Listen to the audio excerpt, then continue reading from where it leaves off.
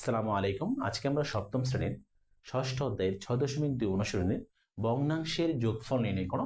যে ভগ্নাংশের যোগফল নির্ণয় করে এমন একটা টপিক আছে, যে টপিকটা তোমার এতটাই গুরুত্বপূর্ণ, সেটা ভগ্নাংশের যোগ বলো, বিয়োগ বলো বা সরল বলো, তিনটার ব্যাপার কিন্তু সেম, প্রায় সেম, একই কাজ করতে হবে তিনটার ক্ষেত্রে। তাহলে এই টপিকটা এতটাই গুরুত্বপূর্ণ, শুধু তোমার সপ্তম শ্রেণীর জন্য না, সেটা অষ্টম শ্রেণীতে আছে, তোমার এসএসসি লেভেলের প্রতিটা পদে পদে তোমার এই বেসিকটার সম্মুখীন তোমাকে হতে হবে। তাহলে এই বেসিকটা যাতে ক্লিয়ার থাকবে না, তারা কিন্তু অনেক সমস্যার সম্মুখীন তাদের হতে হবে। যারা পারো তারাও দেখো, যারা না পারো তারা তো অবশ্যই দেখবে। যে পুরো ভিডিওটা না টেনে না কেটে দেখার চেষ্টা করো, এবং কোনো সমস্যা হলে অবশ্যই কমেন্টের মধ্যে আমাকে জানাও। তো দেরি না করে চলো শুরু করা যাক। আমাদের প্রথমেই দেখবো যে ভগ্নাংশের যোগফল নির্ণয় করো। আমাদের বইয়ের 11 নম্বর, 12 নম্বর এবং 10 নম্বর তিনটা অঙ্ক আমি এখানে সিলেক্ট করলাম। এই তিনটা অঙ্কের বেসিক যদি আমি বোঝো, আরো ছোট 2-3টা অঙ্ক আছে, তোমরা আশা করি ওগুলো বুঝতে পারবে। যেমন 7, 8, 9 তিনটা অঙ্ক, ছোট ছোট অঙ্ক, ওগুলো আমরা একটু স্কিপ করছি। আমরা বড় তিনটা অঙ্কের বেসিক যদি বুঝি তো ওগুলো এমনি বুঝতে পারবো। তো প্রথমে আমরা 10 নম্বর অঙ্কের বেসিকটা দেখার চেষ্টা করব। যে দুইটা ভগ্নাংশ দেওয়া আছে, দেখো দুইটা ভগ্নাংশ দেওয়া আছে, এখানে ভর দেওয়া আছে x+1 লব 2a, আবার x-2 লব হচ্ছে তোমার 2a। এরকম ক্ষেত্রে তুমি দেখবা যে আমাদের প্রথম কাজই হচ্ছে লসাগু নির্ণয় করতে হবে। তুমি যোগ বলো, বিয়োগ বলো, আবার 2-3টা ভগ্নাংশ যোগ বিয়োগ দিয়ে যদি থাকে সরল করতে বলা হয়, সেম কাজ। তোমাকে দেখতে হবে হরগুলোর প্রতি খেয়াল করতে হবে, এই হরগুলো কি একই আছে নাকি আলাদা, এগুলো চিন্তা করে তোমাকে এখানে লসাগু নির্ণয় করতে হবে। যেমন ধরো আমি যদি অঙ্কটাই করি, তো দেখলাম এখানে আমাদের হরের মাঝে x+1 আছে, x-2 আছে, কোনো মিল নেই।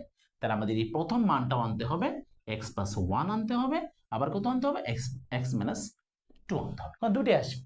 যেহেতু তোমার মিল নেই, তাহলে আমাদের কম x+1ও আসলো, x-2 আসলো। যখন তুমি লসাগু করে ফেললা, তখন কাজ হচ্ছে এই লব দ্বারা প্রত্যেকটা ভগ্নাংশের হর দ্বারা প্রত্যেকটা ভগ্নাংশের হর দ্বারা তোমাকে লসাগুকে ভাগ করতে হবে। তুমি যখন x+1 আর x-2 কে ভাগ করবা, তখন দেখবে x+1 x+1 কাটা যাবে, থাকবে কি x-2।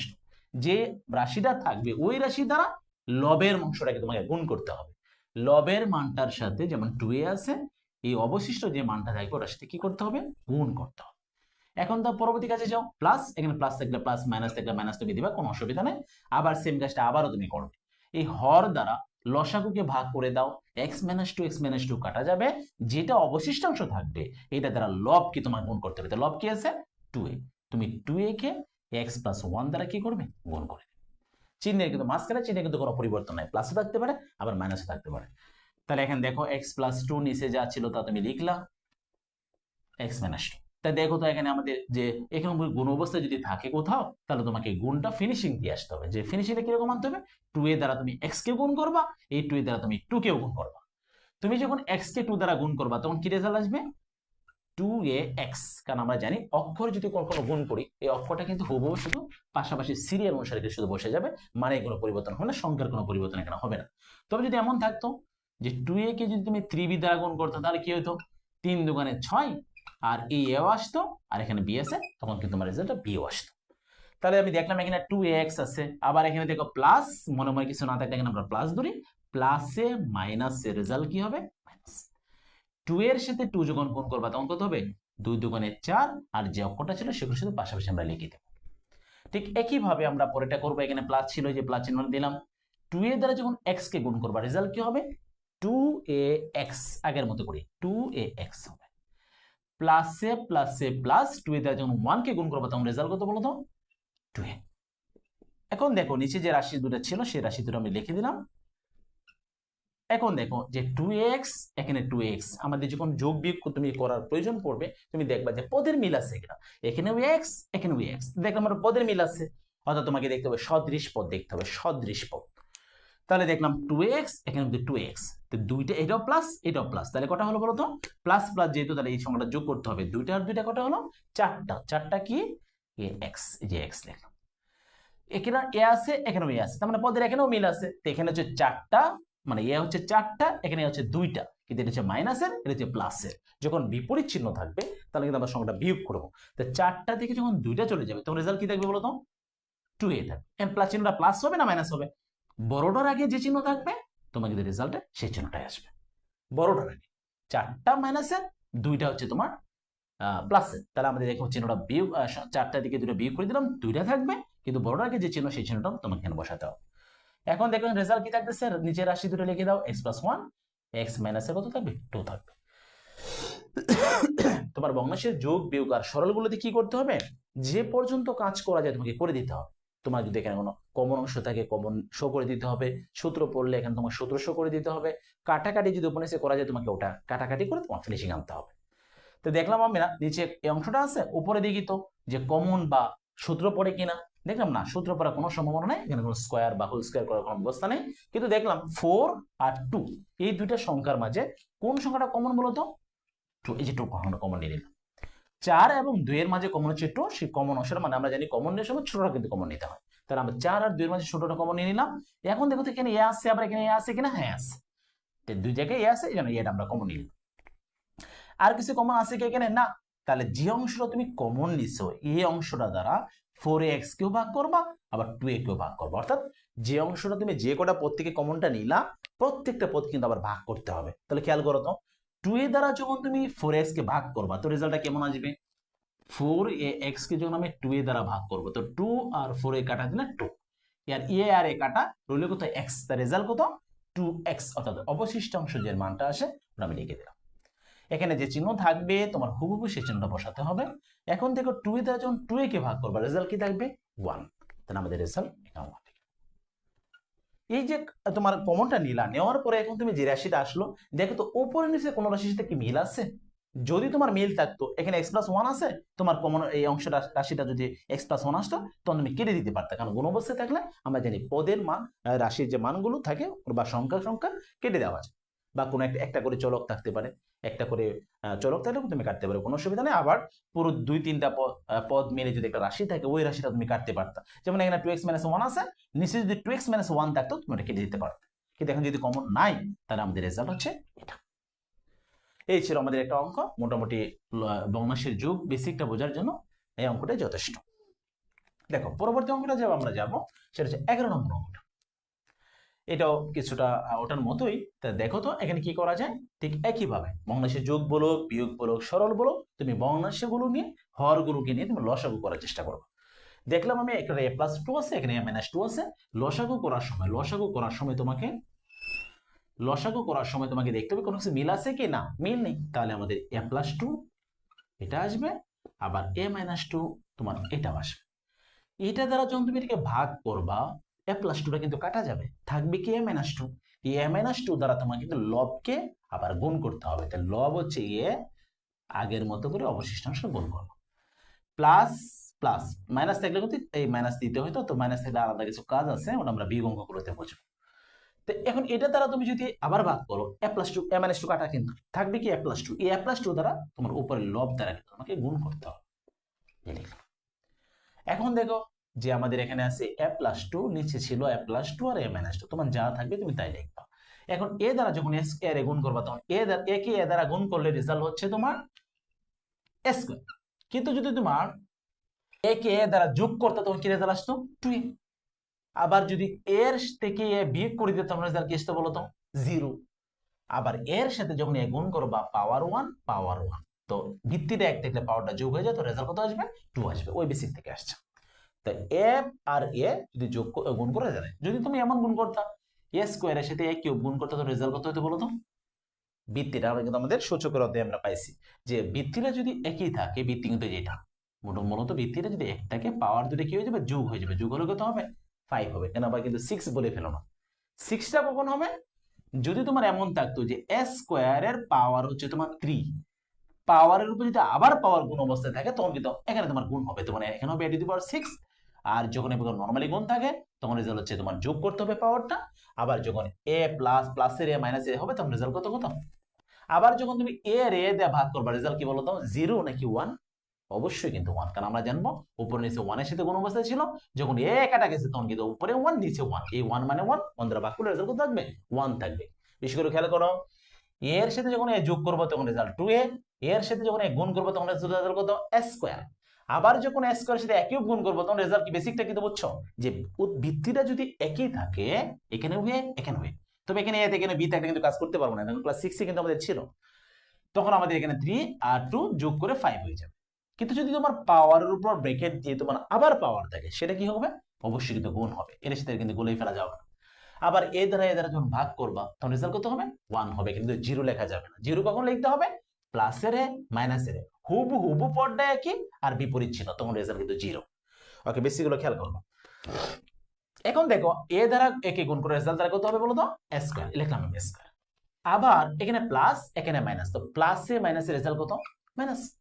এই এ দ্বারা যখন 2 রে গুণ করবে তখন রেজাল্ট কত, 2a। আবার এখানে 2 দ্বারা একে গুণ করো, প্লাসে প্লাসে প্লাস 2a, প্লাসে প্লাসে প্লাস 2 দুগুণে কত হবে 4। এই ছিল আমাদের মানটা। এখন তুমি এখানে a প্লাস 2 নিচে আছে তুমি দাও, আবার a মাইনাস 2 নিচে আছে তুমি ওটাও দাও। এখন দেখো তো কোনো পদের কি মিল আছে, আমরা দেখতে পাচ্ছি মাইনাসের 2a প্লাসের 2a, পদের যদি হুবহু বিপরীত চিহ্নযুক্ত পদটা একই আসে তখন এটা কিন্তু রেজাল্ট কাটা দিলে জিরো আসবে। তো এটা জিরোটা লেখার প্রয়োজন নেই। অবশিষ্টাংশ কি আছে, a স্কয়ার, এখানে আছে 5। এখানে রেজাল্ট হয়ে গেছে। তারপরে খেয়াল করো নিচে একটা সূত্র পড়ছে, কি সূত্র, এটাকে তুমি যদি a মনে করো, এটাকে b মনে করো, তাহলে হচ্ছে a plus b into a minus b সমান কি জানি বলো তো, a square minus b square. তাহলে এই সূত্র আমাদের এখানে ফেলে দিতে হবে। এই যে লিখলাম a প্রথমটার উপর স্কয়ার, আবার দ্বিতীয় যে পদটা দেখবে সেটার উপর স্কয়ার, আর উপরে যা ছিল তাই আমাদের কিন্তু লিখে দিতে হবে, লিখে দিলাম। এখন দেখো তো যে a স্কয়ার, এখানে 2 স্কয়ার মানে কত 4, এখানে ছিল a স্কয়ার প্লাস 4, এই হলো আমাদের অবশিষ্টাংশ রেজাল্ট। দেখলাম উপর নিচে কোনো রাশির কিন্তু মিল নেই, যদি মিল থাকতো এখানে a স্কয়ার প্লাস 4 এখানে a স্কয়ার প্লাস 4 থাকতো তখন কাটা গিয়ে রেজাল্ট কত থাকতো 1 থাকতো, কিন্তু যদি মিল নাই তাহলে আমাদের রেজাল্ট কিন্তু এটাই থাকবে। ওকে, এখন আসো আমাদের পরবর্তী যে অঙ্কটা, এই অঙ্কটাও কিন্তু যথেষ্ট গুরুত্বপূর্ণ বেসিকটা বোঝার জন্য। হ্যাঁ, যে আমি দেখলাম এখানে একটা ভগ্নাংশ দেওয়া, যে ভগ্নাংশটা নিচে x square minus 4x minus 5 দেওয়া, আর এখানে দেওয়া আছে 4/x প্লাস 1। আমরা দেখতে পাচ্ছি এই হরগুলোর মাঝে যে এটা একটু বড়, কিরকম বড়, যে x স্কয়ার আছে আবার x আছে আবার 3 পদ যুক্ত। তখন আমরা একটা বেসিকে ফেলার চেষ্টা করব, সেটা হচ্ছে যে মিডিল টার্ম বা যে মিডিল ফ্যাক্টর এর সাথে মিলে কিনা। এটা নিয়মটা কি, তোমাকে যদি বলে যে মিডিল টার্ম বা মিডিল ফ্যাক্টর শেপে আসছে কিনা, তখন তুমি দেখবা যে বড় যে পদটা আছে, যে সবচেয়ে বড় পদ কোনটা বলো তো, যে পদটার যে চলকের পাওয়ারটা সবচেয়ে বেশি। তোমার যদি এক জায়গায় আমি লিখি এরকম যে এক্স স্কয়ার লিখলাম প্লাস এখানে লিখলাম 1000x মাইনাসে 10,000, তুমি বলো তো এই যে রাশিটা আমি লিখলাম এখানে সবচেয়ে বড় পদ কোনটা, এই 1000x নাকি 10,000 নাকি এক্স স্কয়ার? তুমি বলবা যে স্যার এক্স স্কয়ার। কেন? কারণ পাওয়ার যার যত বেশি থাকবে সেটা তত বড়। তাহলে এখানে পাওয়ার কত বলো তো, এক্স এর পাওয়ার কত 1, এখানে এক্স নাই বলতে তুমি এখানে এরকম বুঝবে এক্স যেহেতু নাই তারা এক্স এর পাওয়ার কি ধরবা, 0 ধরবা। ধ্রুবকের মাঝে সবসময় ওই চলকের পাওয়ারটা কত থাকবে, 0, কারণ আমরা জানি এক্স এর পাওয়ার 0 মানে রেজাল্ট কিন্তু আবার 1। সেই জন্য আমাদের দেখলাম এখানে 1 এখানে 0 আর এখানে 2, তার মানে এটা সবচেয়ে বড় পদ হচ্ছে, মুখ্য পদ হচ্ছে তোমার এক্স স্কয়ার। ঠিক একইভাবে দেখবো যে সবচেয়ে বড় পদের যে পাওয়ারটা এবং পরবর্তী পদগুলোতে দেখবো যে তার থেকে পরের সিরিয়ালে তার অর্ধেক মান নিয়ে, যে অর্ধেক পাওয়ার নিয়ে পরবর্তী চলক, এই চলকটা আছে কিনা। এনে দেখলাম 2, এই জায়গায় কত আছে বলতো 1, এদিকে কি আছে ধ্রুবক। তার মানে আমরা দেখলাম প্রথম যে পদটা বড় পদটা ছিল তার অর্ধেক পাওয়ার নিয়ে কিন্তু দ্বিতীয়তে ওই চলকটা আবার আসছে, আবার পরে সে শিখেছে ধ্রুবক আসছে। যেমন আমি যদি এখানে তোমাকে বলি x⁸ minus x⁴ 2x⁴ plus কত 1, আমি এরকম বলবো। তাহলে x⁸ এখানে যা ছিল পাওয়ার, দেখো তো পরে অর্ধেক আসছে কিনা, হ্যাঁ আসছে। আবার সে ধ্রুবক আছে কিনা, হ্যাঁ। এটা মিলি টাইম, এটা হয় কিনা জানি না, কিন্তু আমাদের বিষয় হচ্ছে কি এটা অবশ্যই মিলি টাইম কি ফরম্যাটে আছে, শেপে আছে। ঠিক একইভাবে আমি যদি বলি দিই x⁴ minus 2x square plus কত 1, তুই দেখো তো এখানে 4, এখানে কত আছে পাওয়ার 2, তার মানে এখানে যে পাওয়ার ছিল বড় পদটার তার অর্ধেক আছে কিনা, আবার ধ্রুবক আছে কিনা, হ্যাঁ। তাহলে আমরা বলবো এটাকে, এটা হচ্ছে মিডিল টার্মের ফরম্যাট বা মিডিল টার্মের শেপ। ঠিক একইভাবে আমরা এখন দেখবো যে এখানে দেখলাম মানে মিডিল টার্মের শেপই কিন্তু আছে। তো মিডিল টার্ম বা মিডিল ফ্যাক্টর যারা বোঝো না তারা অবশ্যই 5.3 5.4 ওই অধ্যায়গুলো কিন্তু তাদের অবশ্যই করে নিতে হবে। কারণ আমি এখানে মোটামুটি হালকা দার্শিক একটু বোঝানোর চেষ্টা করবো, কারণ এটা ওই অধ্যায়েরই কাজ। তো আমি একটু বোঝানোর চেষ্টা করবো, দেখো বুঝতে পারো কিনা। যাদের অসুবিধা তারাও একটু ট্রাই করে দেখো যে বুঝতে পারো কিনা। এখানে আমরা দেখো যে রাশিটা দেওয়া আছে ওই রাশিটা নিয়ে কাজ করবো, বিশেষ করে হরে যে রাশিটা এই রাশিটা নিয়ে কাজ করবো, মিডিল টার্ম করবো আমরা। মিডিল টার্ম কিভাবে করবো, যে সংখ্যাটা আছে এখানে মূলত তোমাদের যে ক্লাসে যে মিডিল টার্ম গুলো সেগুলো সবসময় এখানে 1 থাকে। তো 1 ছাড়া অন্য কিছু যদি থাকে সেটা কিভাবে করতে হবে আমরা এখন এটা নিয়ে কথা বলবো না, যেহেতু তোমাদের ক্লাসে এখানে সবসময় 1ই থাকে। সেটা এটা নিয়ে তোমার আপাতত মাথা ব্যথা নাই, সেটা পরবর্তী ক্লাসে ইনশাআল্লাহ আমরা জানবো। এখন দেখো তো এখানে এখানে ধ্রুবকটা কত আছে 5, এই 5 কে ভেঙে তোমাকে 4x মাইনাসের 4x তোমাকে বানাতে হবে। 5 কে ভেঙে মাইনাসের 4x তোমাকে বানাতে হবে। তো 5 কে কিভাবে ভাঙা যায়, 5 কে কিভাবে ভাঙা যায়, যেহেতু এটা তোমার মৌলিক সংখ্যা তাহলে 5 কে 5, এছাড়া অন্য কোনো কিন্তু ভাঙা নাই। 5 কে 5, তাহলে আমরা যদি 5 কে 5 চিন্তাটা করি, এখানে যদি 5 আছে, 5 থেকে যদি 1 বাদ দিয়ে দিই তো 4 থাকে। এই হলো সিস্টেম। তাহলে আমাদের দেখি আমাদের মিলবে এটা এক্স স্কোয়ার, এখানে যে চিহ্নটা থাকবে সেটা তুমি দিবে, আর সবচেয়ে বড় যে সংখ্যাটা আছে সেই বড় সংখ্যাটা নেবে। দুইটার মধ্যে সবচেয়ে বড় সংখ্যাটা নিলাম আমরা, নেওয়ার পরে এখানে যে চলকটা থাকবে সেই চলকটা দিব আমরা। এখন দেখলাম মাইনাসের 5টা, তোমার দরকার কটা ছিল, মাইনাসের 4টা। বলো তো এই একটা এক্স যখন আমি লিখবো এটাকে প্লাস দিয়ে লিখবো নাকি মাইনাস দিয়ে লিখবো? দেখো তো মাইনাস দিয়ে লিখলে কি হয়, মাইনাসের 5টা আর মাইনাসের 1টা, তো মাইনাসের 6টা হয়ে যাবে। তোমার কিন্তু দরকার কথা মাইনাসের 4টা, তো তুমি বুঝতে পারছো এই চিহ্নটা কি দিতে হবে, তার উল্টা দিতে হবে। তবে যদি আমাকে এখানে মাইনাসের 6 আমি দিতাম তোমাকে, তখন তোমাকে এখানে মাইনাস লিখতে হতো। তাহলে আমি দেখলাম মাইনাসের 5 আমি বাংলা কোথা থেকে কিনলাম, ওই যে 5 কে 5 থেকে। প্রথমে বড় সংখ্যাটা নিব, এই চিহ্ন দিয়ে বড় সংখ্যাটা দিলাম। এখন এই চিহ্ন কিন্তু তোমার অবস্থার উপর ডিপেন্ড করবে, তোমার কি প্রয়োজন এদিকে থাকাবা। মাইনাসের 4x যে তোমার প্রয়োজন, এই জন্য আমি এটা প্লাস দিলাম, আমি ইচ্ছা করে প্লাস দিলাম যাতে আমরা এখানে যোগ বিয়োগ করে আমরা এটা মিলে। আর এই সংখ্যাটা এখানে যদি 1 নাই, তারপর তুমি ধরতে পারবো 1, তাহলে 5 এর সাথে 1 গুণ করলে রেজাল্ট কত হবে 5, এটা গুণ করে এটা মিলতে হবে। তো মিডিয়ামের ব্যাপারটা হচ্ছে এরকম যে এই যে সহগটা আছে এই সহগ দুটো গুণ করে এটা রেজাল্ট আসতে হবে, এই যে ধ্রুবকটা মিলতে হবে, আবার যোগ বিয়োগ করে মাঝখানের পরটা তোমাকে মিলাতে হবে। তাহলে এখানে দেখো পরে যে তোমার ধ্রুবকটা আছে সেটা কত, -5 দিয়ে দিলাম, আর এখানে যা ছিল তাই লিখবো। এখন দেখো এখানে একটা পদ, দুইটা পদ, তিনটা পদ, চারটা পদ, এই 4 পদের মাঝে কিভাবে কাজটা করা যাবে, যে এই দুইটা যদি আমি ভাগ করি, যে এখানে এই দুইটা পদের মধ্যে কি কমন আছে, এই দুইটা পদের মধ্যে কি কমন আছে আমরা আনার চেষ্টা করব। দেখলাম এখানে এক্স স্কোয়ার আছে, এখানে এক্স আছে, তার মানে এক্সটা কমন আমরা নিতে পারবো। কমনের অর্থ হচ্ছে এই যে অংশটা তুমি কমন নিছো এটা দ্বারা এই প্রত্যেকটা পদে যে পদগুলো যদি তুমি কমন নিছো প্রত্যেকটা পদ কিন্তু ভাগ করতে হবে। তাহলে এক্স যখন আমি কমন নিলাম, এক্স স্কোয়ার ভাগ করে রেজাল্ট কত থাকবে বলতো, এক্স, এখানে মাইনাস, এই যে মাইনাস, এই এক্স দ্বারা তুমি 5x যখন তুমি ভাগ করবে এক্স এক্স কিন্তু কাটা যাবে, তো রেজাল্ট হবে -5।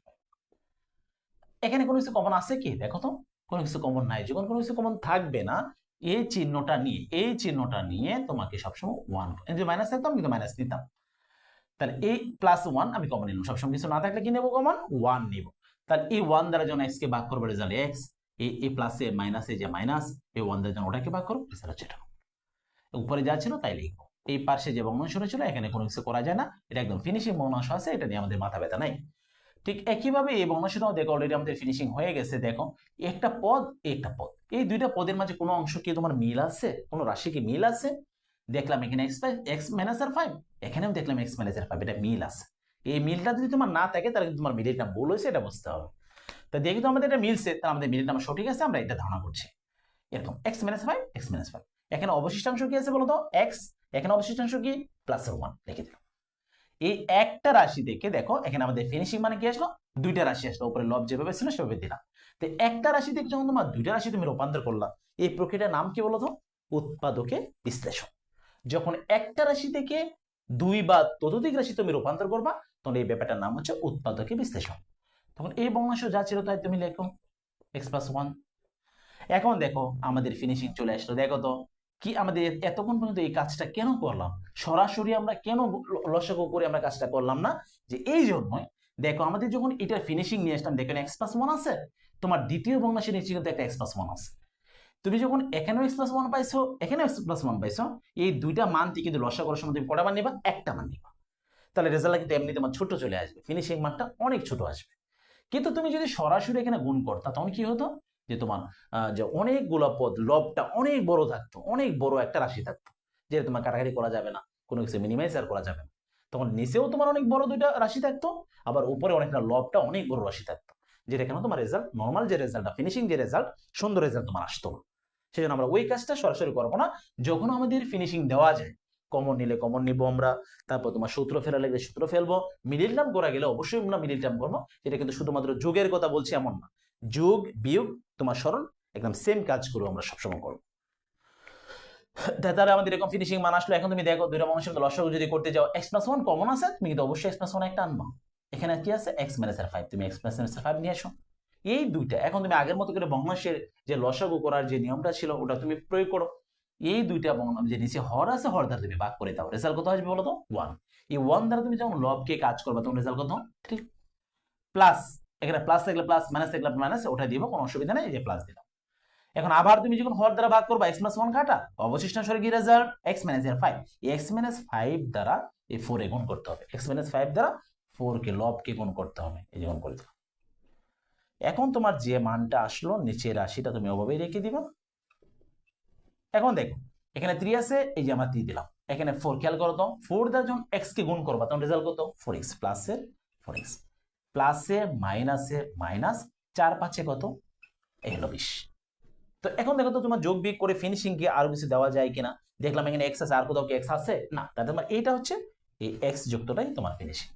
এখানে দেখলাম প্লাসের 3, এখানে মাইনাসের 20, তো রেজাল্ট কত বলো তো, যেহেতু বিপরীত চিহ্ন প্লাসের 3 আর মাইনাসের 20, বিপরীত চিহ্ন তাহলে কি হয়, বিয়োগ হয়। তাহলে 20 থেকে যখন তুমি 3 বাদ দিবা তখন রেজাল্ট কত 17, তখন দেখবা বড়টার আগে কি চিহ্ন মাইনাস, তাহলে অবশ্যই রেজাল্ট হচ্ছে মাইনাসের 70।